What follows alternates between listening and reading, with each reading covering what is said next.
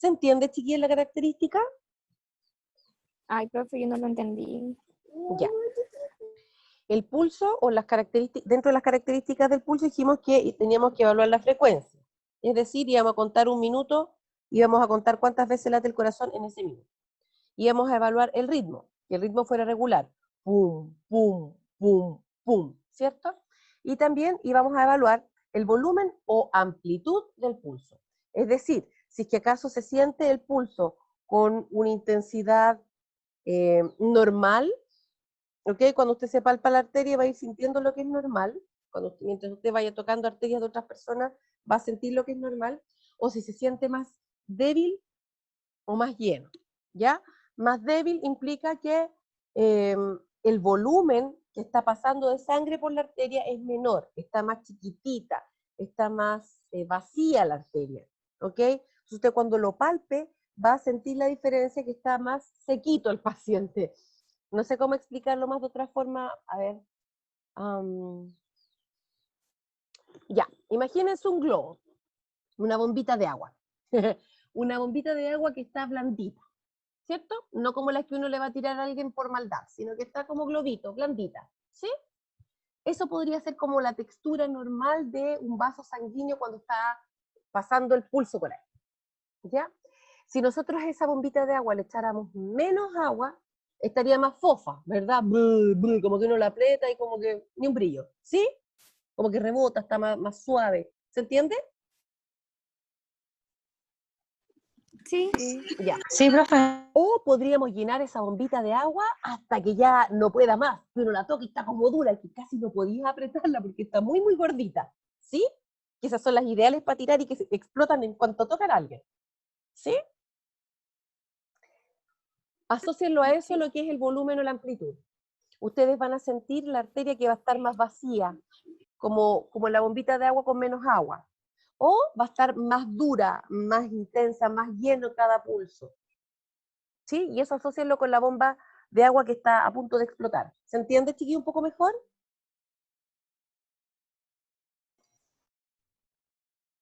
Sí, profe, ahora sí. Ya, bacán. Y también tenemos que evaluar como características del pulso la tensión. Y esto también está asociado un poco a la cantidad de volumen o al agua que hay dentro de, o al volumen de sangre, no agua, al volumen de sangre que tiene la persona. Esta tensión puede ser blando, que el pulso se siente blando, o que el pulso se siente duro. Como nosotros vamos a ver, usted cuando toma el pulso, apenas lo toca y se deja de sentir, es un pulso blando. ¿Se entiende? O puede apenas tocarlo, no desaparece, se sigue sintiendo, presiona más fuerte y mientras más fuerte presiona, o sea, tiene que presionar más fuerte para que desaparezca ese pulso. ¿Se entiende, chiquillo, no? En el fondo Sí, está señor. asociado a la presión con la que está pasando la sangre por la arteria. Ahí se refiere como cuando uno al momento de apretar colapsa la arteria, ¿cierto? Perfecto, estrellita para usted, tal cual. Está asociado a la presión que usted tiene que ejercer para poder eliminar el pulso o disminuir el flujo de sangre hacia la mano, por ejemplo. ¿Ya? Y eso está asociado directamente con la fuerza con la que está pasando la sangre por esa arteria. Si la sangre está pasando con poquita fuerza, está como flojo el tránsito, usted lo va a tocar suavemente y ya no hay más. ¿Sí? Si la sangre va así como, ¡uah! Vamos a pasar por acá, y pasa rápido la sangre peleando, usted va a tener que hacer mucha fuerza para que para que desaparezca ese pulso. ¿Se entiende, chiquillo? Me he exagerado mis representaciones, pero ¿se logra que comprenda? Señorita, una consulta. Todas las que necesite, dígame. ¿Algún tipo de enfermedad, por ejemplo, con tensiones blandas o duras? Uy, Que se varias, mire. Por ejemplo, en una tensión blanda usted podría asociarlos a todas aquellas situaciones en las que hay una disminución del aporte de sangre o hay una disminución de la volemia. Hay una disminución, por ejemplo, de la volemia porque el paciente está deshidratado, porque ha perdido sangre, porque bueno, el deshidratado puede ser por aumento de la eliminación o por disminución de la ingesta, por pérdidas masivas de sangre, por falta de regulación de las hormonas antidiuréticas. Usted puede asociar la tensión dura, por ejemplo, cuando hay un aumento de la presión arterial, por la razón que sea. ¿Se entiende? O sea, hay situaciones clínicas que pueden llevar a que haya una modificación de la tensión en el pulso. ¿Sí? Muchas gracias, profe. Ok, Profe, una consulta. dígame. ¿Y la ingesta de agua está relacionada con el volumen de sangre?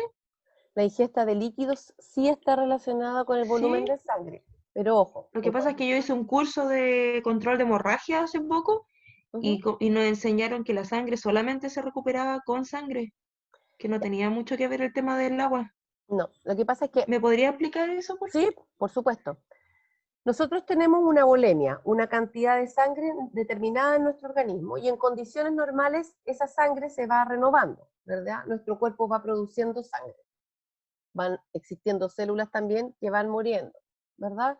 Nosotros estamos ingiriendo agua y la estamos eliminando, y vamos de esa forma también aportando nuestra volemia, nuestra cantidad de líquido.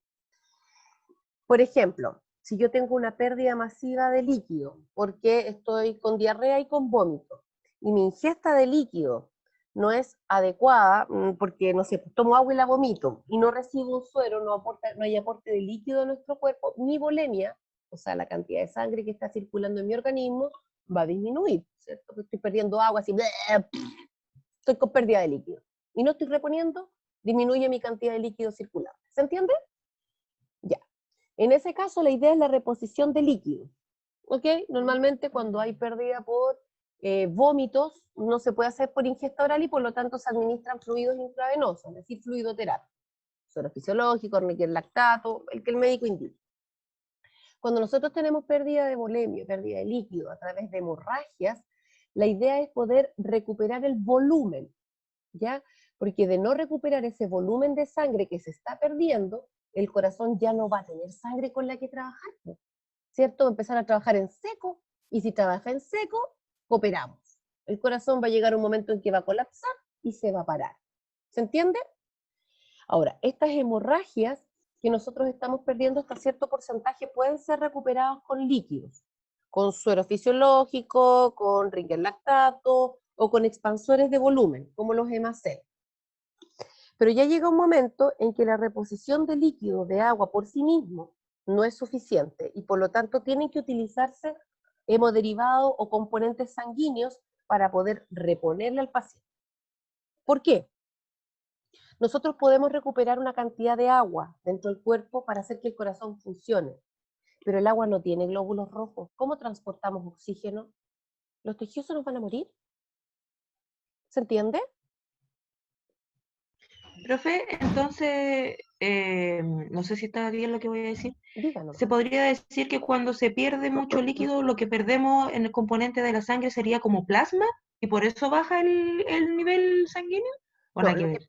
no, sí, no es ningún problema que lo pregunte, está bien. Lo que pasa es que el plasma, recuerde usted que viene unido a los glóbulos, y eso junto componen la sangre. Cuando usted pierde líquido, normalmente cuando usted pierde sangre en una hemorragia, lo que pierde es sangre completa. Entonces ahí van plaquetas perdidas, su capacidad de coagulación disminuye a cada rato, van glóbulos rojos perdidos, por lo tanto también su capacidad de transporte de oxígeno está empeorando, y por otro lado también pierde glóbulos blancos que están a cargo de la defensa del cuerpo, por lo que sus defensas también se van a ver perjudicadas. Cuando usted tiene una hemorragia, pierde los tres componentes porque pierde sangre completa, los tres glóbulos, y además pierde plasma, que es el líquido. ¿Sí? Sí, sí, pero mi pregunta, por ejemplo, va a que ya, si una persona está con diarrea abundante, con vómito, y usted dice que baja un poco el nivel de la sangre, ¿cierto? No, ahí lo que baja no es la ¿No? sangre, lo que baja es el líquido que transporta la sangre. ¿Cuándo yo voy a perder sangre Ah, propiamente tal? Es cuando hay una hemorragia. Yo me corto, no sé, me fracturé, estoy con hemorragia digestiva, ¿ok? Si hay pérdidas de sangre, ahí sí tenemos pérdida de sangre, ¿ok? Pero por ejemplo, si estoy con diarrea o estoy con vómito, lo que yo pierdo es líquido, salvo que empiece a vomitar sangre o a tener melena o rectorragia, ¿ya? Pero cuando yo estoy con diarrea y con vómitos, lo que vomito es líquido acompañado de algo más. Ah, ya, profe. Ahí me quedó más claro. Muchas gracias. No, ¿por qué? Profe, Dígame. entonces en ese caso solamente se tendría que hidratar nomás cuando tenéis diarrea o vómito. Exactamente. Tiene que haber Y hidratación. No necesitas tengo composición de hemoderivados. otra consulta, profe, Dígame. en la diapositiva anterior sobre lo de la- eso, lo del Ujú. ritmo y lo de la tensión, porque Déjeme eso cerrar es esta. diferente, ¿cierto? ¿Qué cosa? ¿Lo del O volumen sea, y la tensión? sí, volumen o amplitud y eso, por ejemplo, el ritmo regular y irregular y el blando y duro en la tensión. Esa, como sería la diferencia ahí. ¿Entre el ritmo y la tensión, dice usted? Sí, Ya.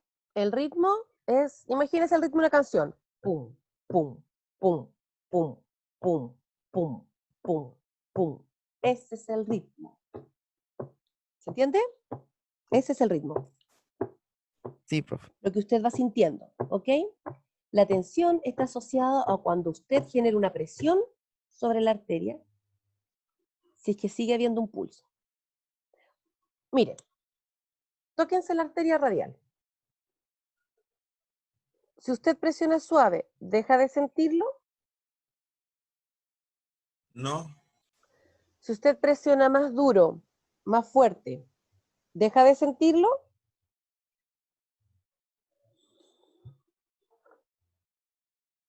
Por ejemplo, no, profe. yo estoy tocando, por ejemplo, mi arteria radial y tengo que ejercer una presión mayor para que desaparezca la tensión, para sentir la tensión. ¿Ok? La Yo tensión, estoy al revés. Cuando toco fuerte la siento y cuando toco blando no. ya. Estoy Cuando, fallada. es que quizás está muy arriba, tiene que bajar un poquitito más en su arteria. Usted al tocarla va a sentir. O sea, esto no tiene que ver con sentir el pulso. Usted ponga su arteria, ponga los dos deditos y busque el ritmo. Ritmo. Pum, pum, pum, pum, pum, pum, pum. Ya. ¿Sintió el ritmo? Presione un poquitito. ¿Deja de sentirlo? Presione más fuerte. Yo presioné fuerte y dejé de sentirlo. Y mi pobre mano se está poniendo blanca. Voy a dejar de hacer el ejemplo. ¿Se entiende? Disminuyen, profe, cuando se aprieta fuerte. Cuando usted aprieta fuerte, lo que hace es obstruir el paso de la arteria. Entonces, obstruir el paso de la sangre por la arteria. Por lo tanto, el aporte de sangre que llega hacia el otro lado es menor. ¿Ya? Usted con eso está midiendo la presión por la que está pasando la sangre. ¿Sí? Ojo, esto no es presión arterial, para que no se me confundan. ¿Ya? Tiene que ver con la tensión que tiene la arteria cuando pasa la sangre por ahí. Usted tiene que presionarlo. Si la presión al presionar suave deja de sentirlo, esto entonces es una tensión blanda. Si usted requiere tensionar o apretar duro o apretar más fuerte, ¿verdad? Para que desaparezca, entonces la tensión es dura. A eso se refiere. Eso está asociado con las características: frecuencia, ritmo, volumen o amplitud y tensión. ¿Ok? Ya voy a avanzar, chiquillo, porque tendría que haberlo leído y Sí, ya profe. estamos. ¿Ah? Profe, sí, sí Ya. me quedó claro. ¿Cuáles son los factores que alteran la frecuencia cardíaca? Lo que ya les había comentado. O sea, tires una montaña rusa, si usted se cae le va a doler, le va a aumentar la frecuencia cardíaca. Si usted está haciendo ejercicio, le va a aumentar la frecuencia cardíaca. Si pasa un susto, va a sentir como que se le para el corazón y después sigue latiendo. Si usted, no sé, se tomó 3 cafés seguidos o se tomó una bebida energética, a los que les gusta tomar bebida energética, chiquillo, pobre corazón.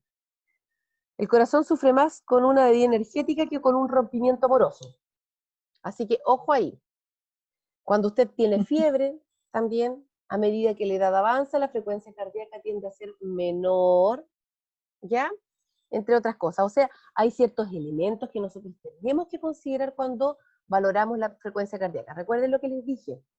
El control del signo vital es importante, pero no nos sirve de mucho si no reconocemos el estado de la situación del paciente. ¿verdad? Tenemos que saber qué es lo que pasa con el valorar. La persona que llegó recién de haber peleado, no sé, pues la mamá que peleó con el hijo recién, y viene angustiada, y viene llorando, y viene con todas las emociones a flor de piel, probablemente usted le va a controlar la frecuencia cardíaca y va a estar con 115 por minuto. Y usted dice, la señora está enferma. No está enferma. Tiene pena, está angustiada, está ansiosa, tiene miedo, etc. Tiene una emoción que le está afectando. ¿Se entiende, chiquillo? Entonces siempre profe, súper. valoren siempre entonces la situación del paciente. Ya cuando ustedes vayan a hacer un control, por ejemplo, en el consultorio, cuando vienen al control de hipertensión, esperen que el usuario tenga 5 minutos de reposo antes de controlarle la presión, la frecuencia cardíaca y todo. Porque vienen apurados, porque si no se apuran van a perder la hora con el médico. Vienen apurados porque quizá el médico no va a venir y necesitan hacer otra cosa. Vienen apurados y vienen corriendo y vienen caminando y vienen estresados. Y todo eso evidentemente va a afectar su nivel de frecuencia.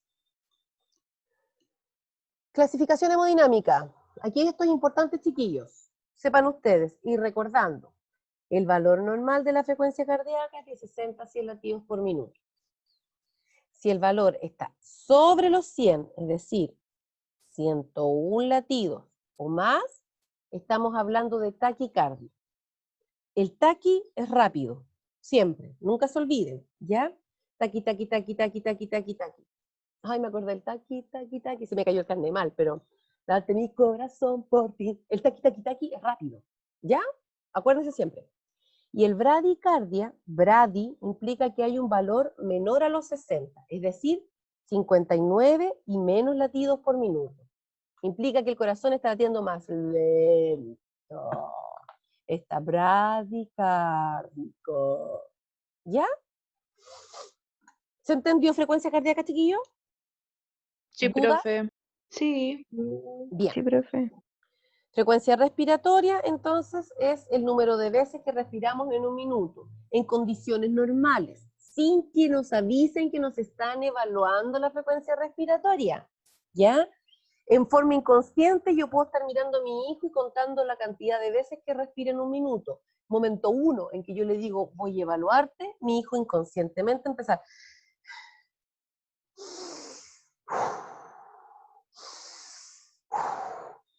Cuando usted va, no sé, en la micro, o va sentado, o está caminando, usted no se escucha respirar.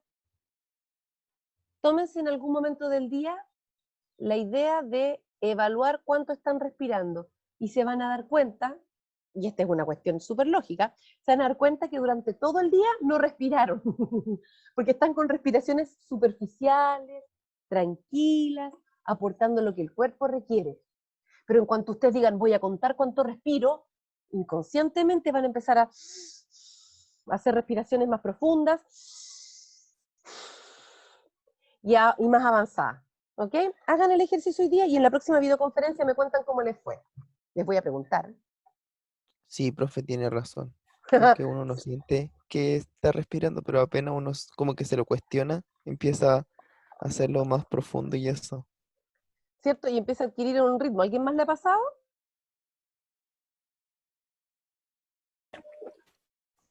Nadie ha hecho el experimento todavía. Ok. Yo A creo mi que todos en profe este cuando momento estoy lo estamos haciendo. acostada. ¿Ah? Cuando está acostada y la otra persona, ¿qué? Le digo, yo creo que todos en este momento estamos haciendo el experimento y nos dimos cuenta. Sí, sí.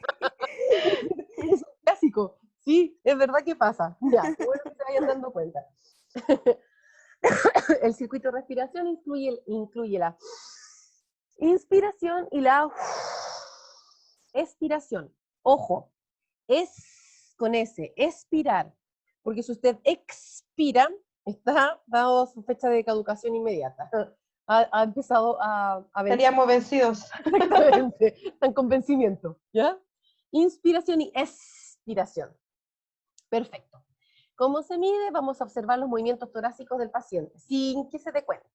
Usted, por ejemplo, puede estar controlando la frecuencia cardíaca con la mano en la arteria radial, terminó el minuto y empieza a mirarle el tórax al paciente sin que se dé cuenta.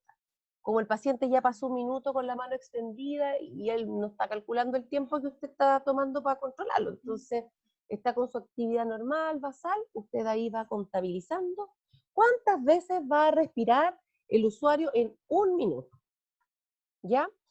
Puede posicionar, o sea, debe posicionar la mano sobre el tórax del paciente, porque a veces cuando están acostados, ¿verdad? O cuando están sentaditos, nosotros no podemos observar bien si es que acaso hay una elevación del tórax o no.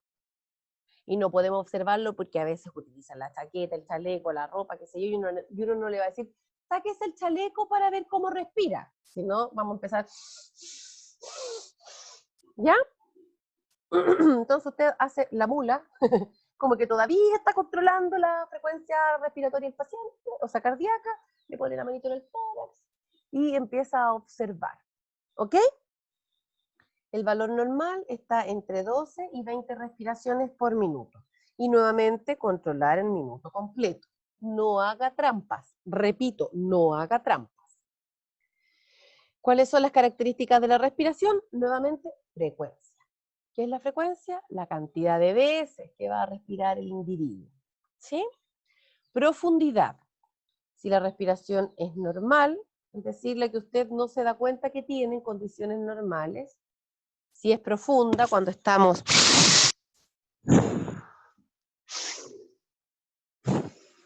¿Ok? O si es superficial. ¿Ya? ¿Ok? ¿Se entiende la diferencia? Sí, profe. Ok. Si el ritmo o el patrón respiratorio es rítmico o si es arrítmico.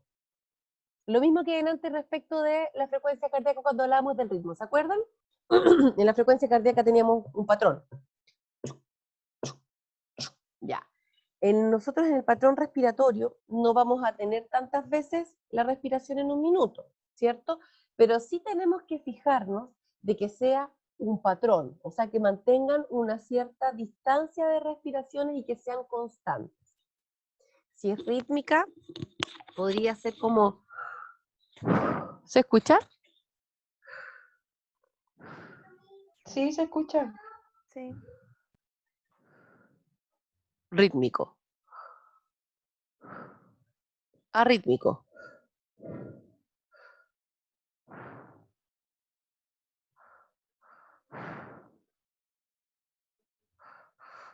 Profe, ¿Ok? Dígame. profe, cuando la gente a veces respira con la boca, así como, eso pasaría a ser no en ritmo, en el que está más arriba, que no se ve. Es que en el caso de la En profundidad. respiración por boca hay que evaluar dos factores que son importantes.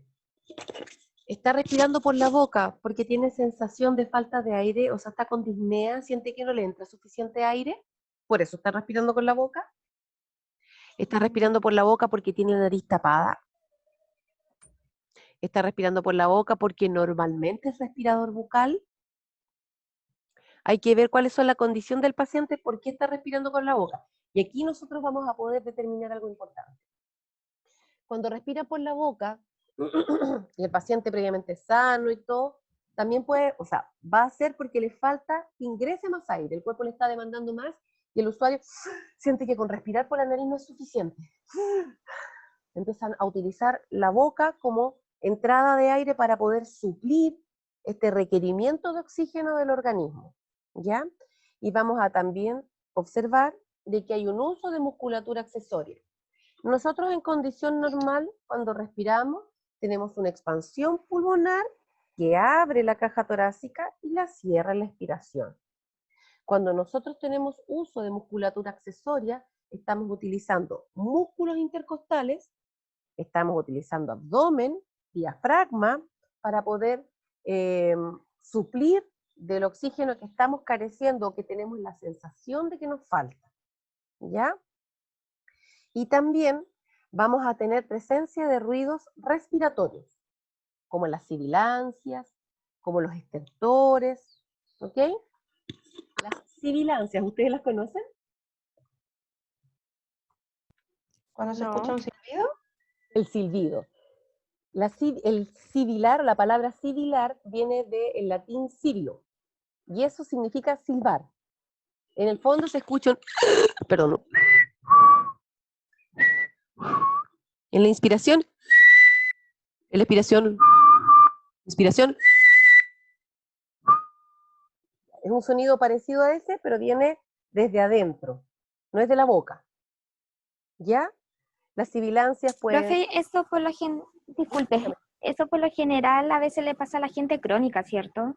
Cuando hace, pacientes, por ejemplo, ese tipo de respiración, ese y tipo, eso vendría siendo también, ¿cómo? el tipo de sonido respiratorio. Claro, el sonido ya vendría siendo también parte de de Una patología crónica un, que esté descompensada. Porque una pero persona normal no tendría por qué sibilar. Nadie tendría que sibilar, salvo que tenga una obstrucción, ya sea por mucosidades en el área aérea, ya sea porque tiene más chiquitito el tubo, digo yo, la tráquea o los bronquios, perdón, los bronquios o los bronquiolos, ¿ya? Por eso se genera el sonido de la sibilación. ¿Se entiende? entonces ahí haría como una respiración, por decir, como profunda y sería arrítmica a la vez. No necesariamente, porque por ejemplo, esto es un ejemplo nomás, una persona asmática que está con una crisis asmática va a tener inflamados y constrictos o contraídos, ¿verdad? Tiene una contracción en sus bronquios y por lo tanto el aire al ingresar o al egresar o al expirar va a generar este sonido de silbido, ¿ya? Eso va a ser una condición de crisis asmática. Pero en condiciones normales, si la persona utiliza el inhalador, si utiliza el corticoide inhalado o oral, qué sé yo, no tiene por qué presentarla, es un estado patológico. Ya la sibilancia nunca va a ser una condición normal de ruido respiratorio. El ruido respiratorio normal es... ¿Ya? Profe, Dígame. y esas personas que tienen como un problema en la nariz, creo que es al respirar, Cuando se le tiene una escucha muy desviación fuerte, de... ¿Ya? Una se le escucha muy lateralización. fuerte la respiración, por ejemplo, como Es que, porque tienen una alteración en su estructura, pero no necesariamente obedece a un patrón patológico. Lo mismo, por ejemplo, las personas que tienen unas adenoides muy grandes y al pasar el aire les genera un ruido más fuerte, pero no necesariamente una sibilancia. Recuerden que las sibilancias son del árbol bronquial, del árbol respiratorio. ¿Ya? O sea, el ruido respiratorio no es una condición de normalidad, no es fisiológico. La sibilancia, el estertor, el crépito, no es una condición normal. Implica que hay una alteración en algún lado, en alguna parte de, de sus pulmones, de los bronquios, de los bronquiolos, ¿ok? Incluso los alveolos, cuando están colapsados. Bueno, sí, profe. ya. ¿Quedó alguna duda respecto de las características de la respiración?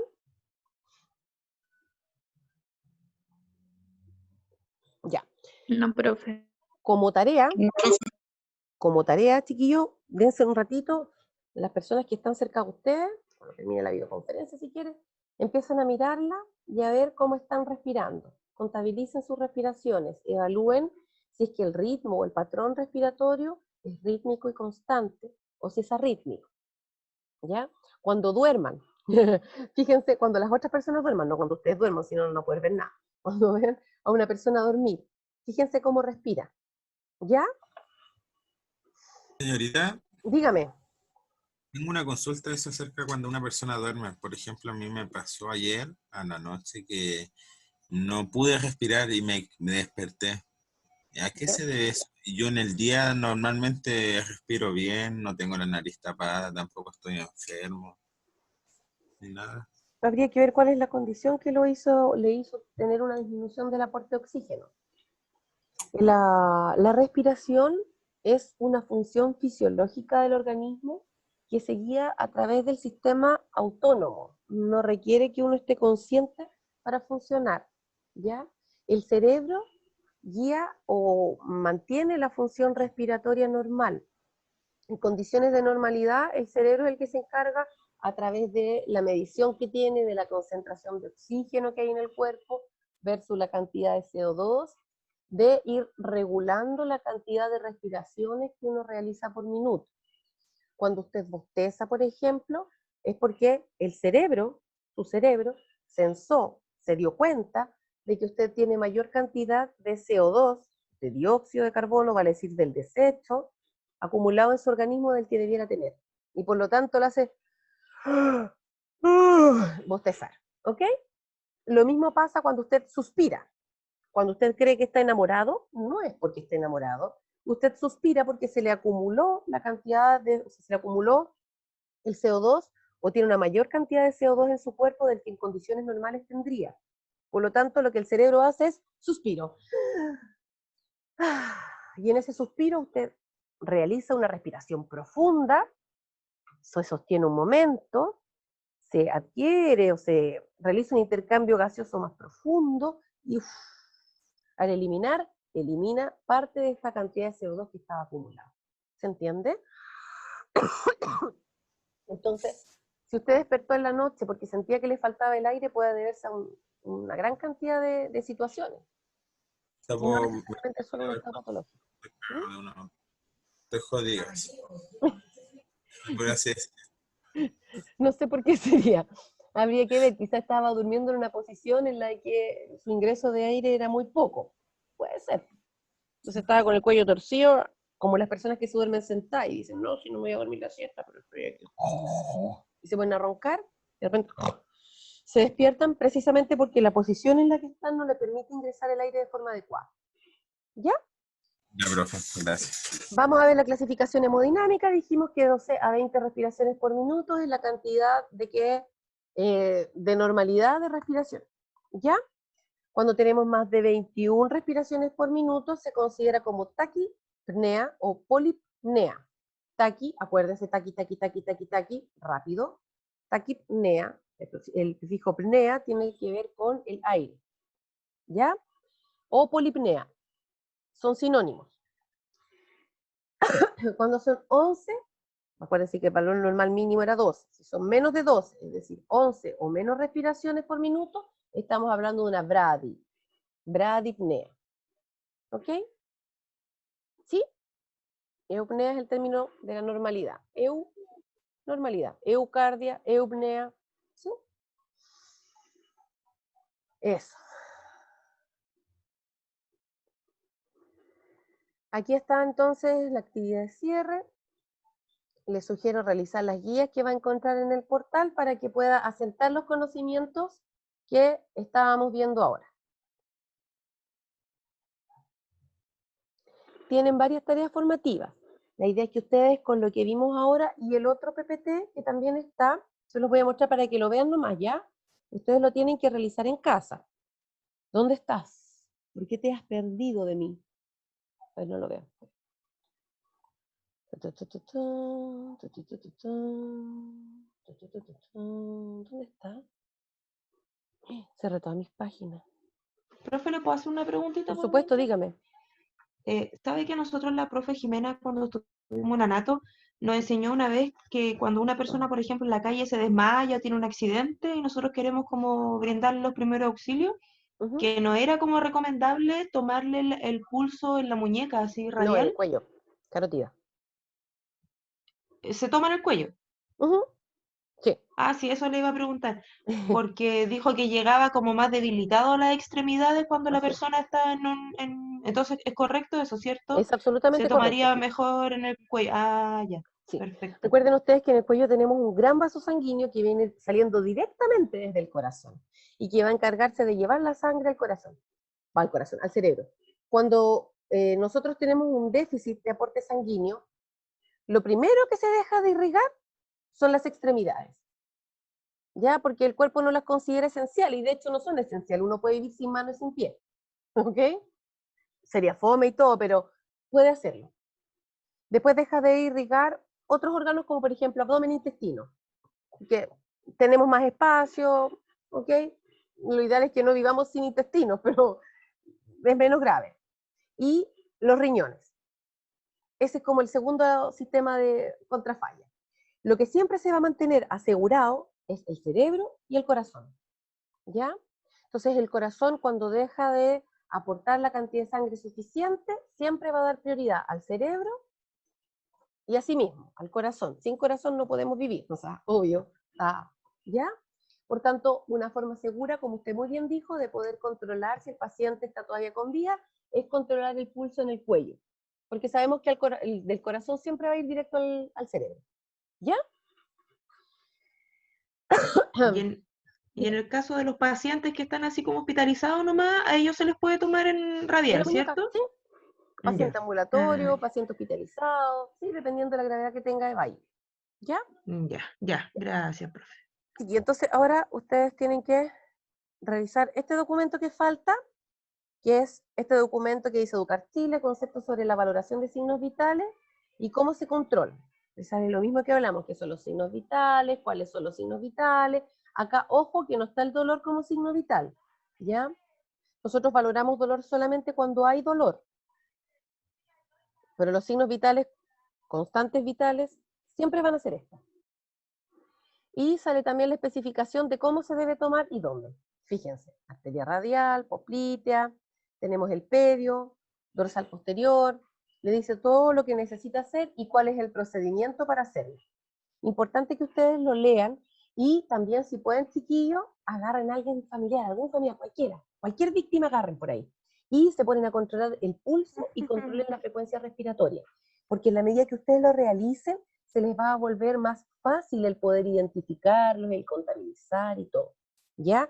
Es una habilidad que ustedes tienen que aprender en el desarrollo de la asignatura de control de signos vitales. Bueno. Ya, chiquillos. ¿Estamos listos? Profe, antes que se vaya, la última pregunta. La arrítmica y rítmica se refiere que es como una respiración descoordinada, ¿cierto? ¿Cómo sería como un ejemplo parecido? Sí, cuando hablamos de arritmia, es A, el prefijo A viene sin ritmia, sin ritmo. Arritmia sin ritmo. Puede ser una respiración tipo...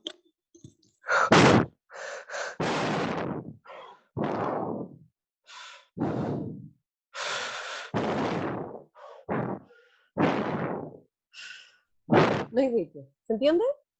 Sí, profe. Ya. Y eso no significa que tendría un problema grave tampoco, ¿cierto? Eso significa que hay una alteración, sí. Significa que puede haber una alteración, ya sea a nivel pulmonar o a nivel cerebral. La persona puede estar con sus pulmones despejados, limpios, impecables, cantan los ángeles alrededor, ¡oh, sus pulmones están muy bien! Pero si a nivel cerebral algo anda mal, la frecuencia respiratoria va a cambiar. ¿Ya? Ya, profe. Gracias. ¿Algo más? Profe, ¿a qué hora va a subir la clase? Esta clase, cuando termine de grabarse en el computador, la subo al aula. Ya, profe, gracias. Ya, de nada. Ya, chiquillos, ¿estamos listitos entonces?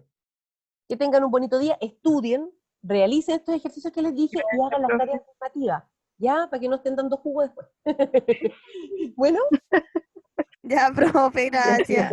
Gracias, profe. Muchas estén bien. gracias, Nos profe. vemos. Profe, chao, que esté bien. Chao, chao. Chao, profe.